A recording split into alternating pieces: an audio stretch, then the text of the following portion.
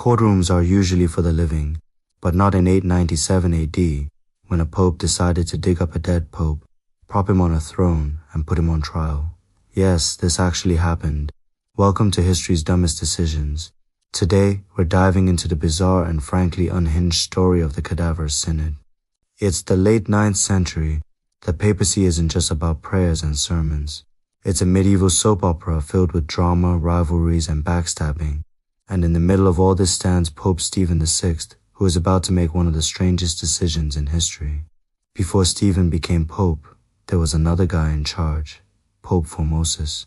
Some people loved him, some people hated him, and Stephen Vi. Oh, Stephen loathed him. Why? Politics, jealousy, power struggles, the usual church drama.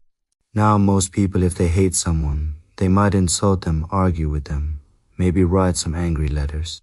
Not Stephen VI. He digs Formosus out of his grave 7 months after his death, dresses his decaying body in full papal robes, and sits his corpse on a throne to put him on trial.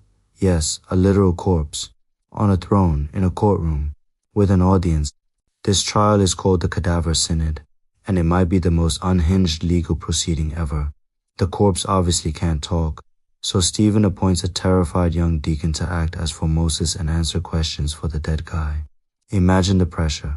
Formosus is charged with all sorts of crimes. Being pope illegally, violating church rules, having too much ambition. Existing, basically. Stephen yells and screams at the corpse. The corpse shockingly says nothing, and the poor deacon tries his best not to lose his mind while defending his silent, deceased client. It's an absolute disaster. Unsurprisingly, Stephen declares Formosus guilty.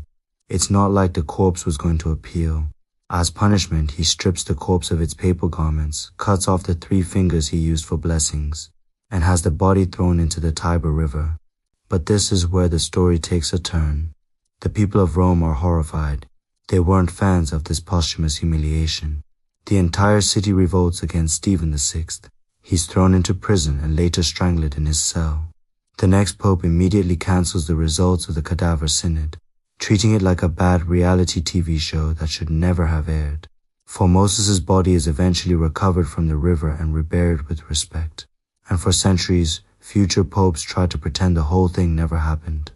And that's the Cadavar Synod, the dumbest trial in history, starring a corpse who definitely didn't deserve any of it. If you enjoyed this dive into historical madness, make sure to subscribe for more. Thanks for watching.